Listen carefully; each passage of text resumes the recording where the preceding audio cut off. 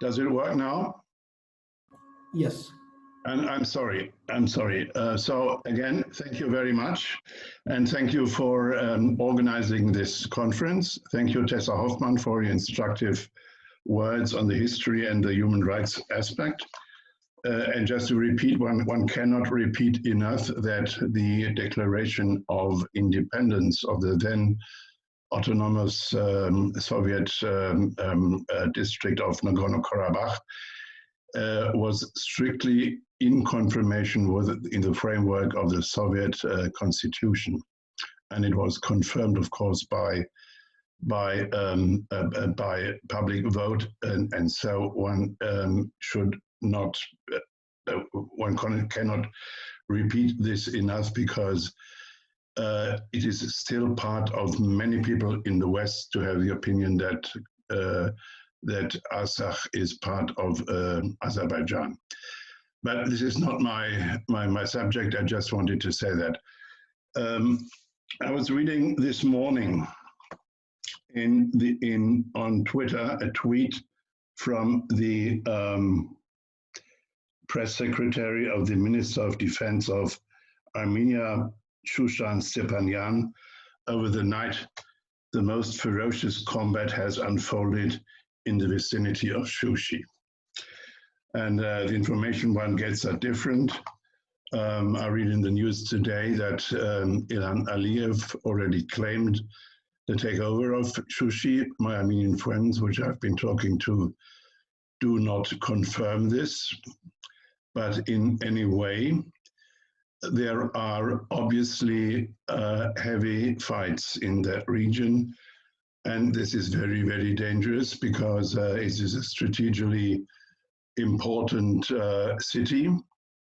And one remembers how important it has already been in the first war in the beginning of the 19th, when Stepanakert was shelled from Shushi. I remember seeing the craters there short after the war. So this is very dangerous.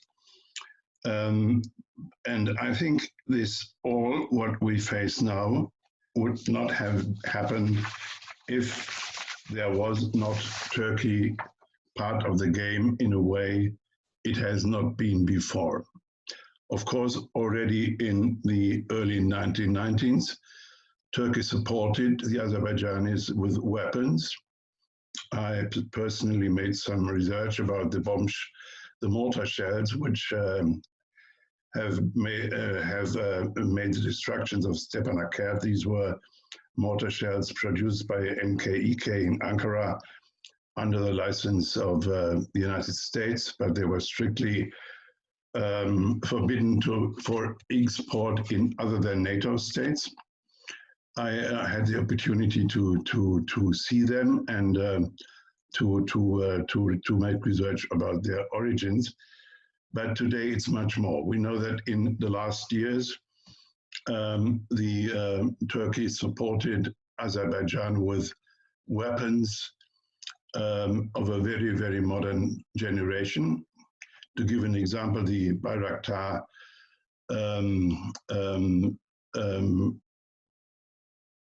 drones, which are very, very destructive and have a high level techniques.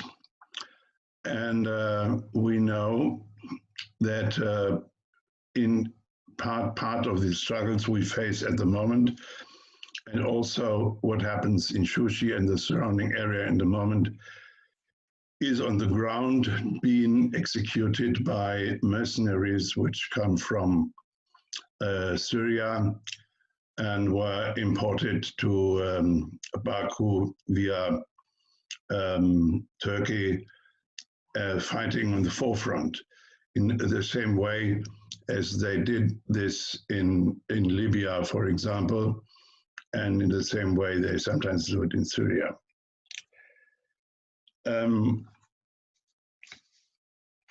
We remember that on 27th of December this year, when violence broke out without any aggression coming from Azakh began by Azerbaijani forces. The first reaction of the Turkish president Erdogan was, "It is time to pay."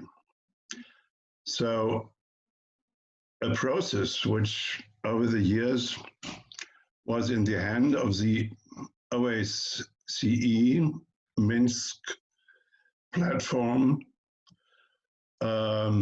was suddenly turned into a violent aggression against the Armenians in Artsakh.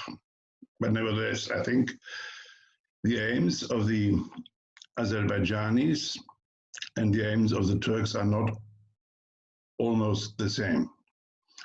I believe that the aims of the Azerbaijanis are territorial ones. They want to reconquer what they believe is Azerbaijani territory, but the aims of the Turks are going much further. Turkey is on the way to try to establish itself as a power, not only in the region, but in a changing world order as a power which plays an important role in world policy in general. This began already many years ago. You remember that slogan of neo-Ottomanism, which was promoted by the then Foreign Minister Ahmet Davutoglu, and it began as a cultural offensive in the Balkans. It began with cultural offensives in former Ottoman territory, also in the Arab region, and then it escalated into violent military actions, and first in Syria. And you see, we all faced what happened there with the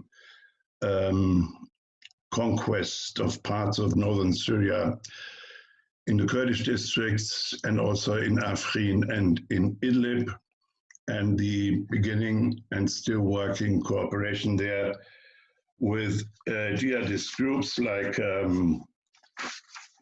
Jabhat al-Nusra, Firqat Hazma, and Sultan Murad. All these groups are also present in the conflict we face in Artsakh at the moment. This is part of a neo-imperial policy,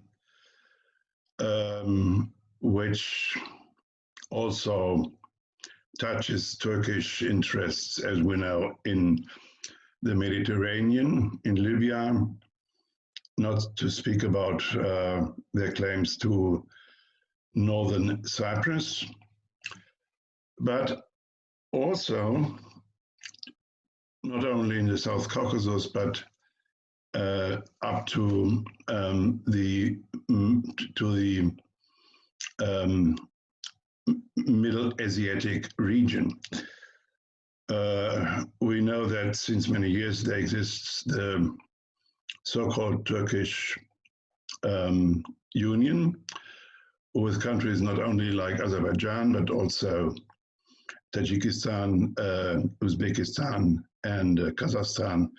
Turkmenistan is not part of it, it's still neutral, but this Turkish Union, which does not play an active role as a whole in the present conflict, but it is part of the strategic options I see in the Ankara government concerning that region. It is based on ethnicity. It is based on what we call panturanism, an ideology which was developed in the late 19th century. Interestingly enough, not at first in Turkey, but in Hungary, by a Hungarian Orientalist called Arminius Vamberi, who was on search of the Asiatic origins of the Magyars. And only as a footnote, or more than a footnote, it's interesting to know that Hungary is also an affiliated member of the Turkish Union in Middle Asia still. And panturanism is something which plays a role also in Hungary, but it's an ethnic concept. It's an ethnic concept of what is believed to be the Turkish people, the people of that part of the world which has been the heroes of the poetry and the essays of people like Ziya Gökalp, who was the leading ideologist of the Young Turk movement in the early 19th century during the genocide in the First World War, and after this in the Turkish Republic of Mustafa Kemal Atatürk. And we see a revival of this ideology, which is, in my opinion, more than what we also already know about pan-Ottomanism, because pan-Ottomanism only concerns the former territories of the Ottoman Empire, including the Balkans, but also, as I already said, Libya, Syria, Cyprus, and the Mediterranean Sea for reasons of oil and gas there. It concerns an aggressive imperialistic strategy. Now, the problem, of course, this is also a region in which Russia claims influence. It is post-Soviet region, and I don't know how the development will be. I read from the office of the President of the Russian Republic this morning, a short notice that there was a telephone talk between Erdogan and Putin this night concerning the situation in Artsakh. This was not the first one, but the interesting thing is that it makes the impression it turns to develop in the same way like the conflict developed in Syria.